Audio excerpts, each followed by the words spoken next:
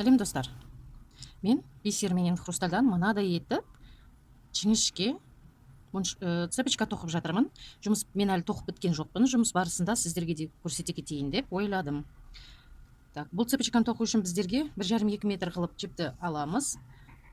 Мен сіздерге көрінетіндей болсын деп ақ моншақпенен қызыл хрустальдан тоқитын боламын. Өйткені тоқып отырған бисерім өте майда. Бірінші бізге 4 бисерімізді жібімізге өткізіп аламыз. Жіптің соңында 15-20 сантиметрдей етіп қалдырамыз. Ең бірінші жіптің соңына тұрған бірінші 2 бисерімізден жібімізді қайта өткізіп, мынадай етіп 4 бұрышты жасап аламыз. Жібімізді қайта өткізіп, жанындағы 2 бисерден қайта өткізіп, жібімізді түйіндеп аламыз. 2-3 рет түйіндеп аламыз, тарқатылып кетпес үшін.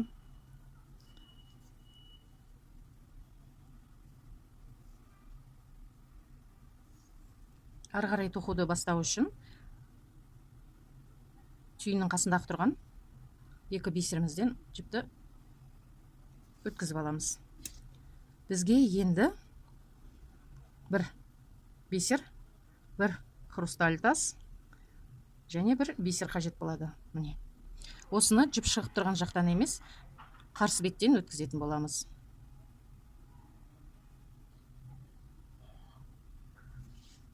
Өткізіп алдық. Ары қарай тоқуды жалғастыру үшін жібімізді әрдайым жоғарғы жақтағы тастарға өткізетін боламыз. Ол үшін 1 бисер, 1 хрустальдан өткіземіз. Енді біздер 4 бисер алатын боламыз. 1, 2, 3, 4. 4 бисерді тек хрустальдың өзінен өткіземіз. Міне. Гүл тәріздес болады.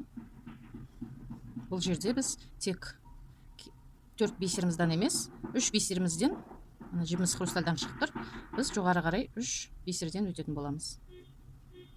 Видео ұнап жатса, видеома лайк басып, каналыма тіркеліп, қоңырау батырмасын басуды ұмытпаңыздар. Енді біз 3 бисер емес, 2 бисер алатын боламыз.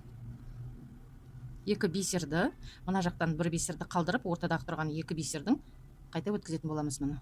Жіп бергі беттен шығып тұр, біз 2 бисердің оң жағынан өткізетін боламыз. Міне. Енді тоқуды жалғастыру үшін жоғарғы жақтағы бисерлерден өтеміз. Пікір ойларыңызды комментарийге қалдырсаңыздар болады. Міне, біз бастаған 4 бисерімізге қайта оралдық.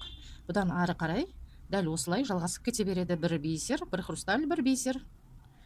Түсінбеген жерлеріңізді қайта айналдырып көре жатарсыздар. Мен келесі видеоларымда осы цепочкамды қалай аяқтағанымды және осы цепочкама қандай кулон тоқитынымды көрсететін болам. Менімен бірге болыңыздар.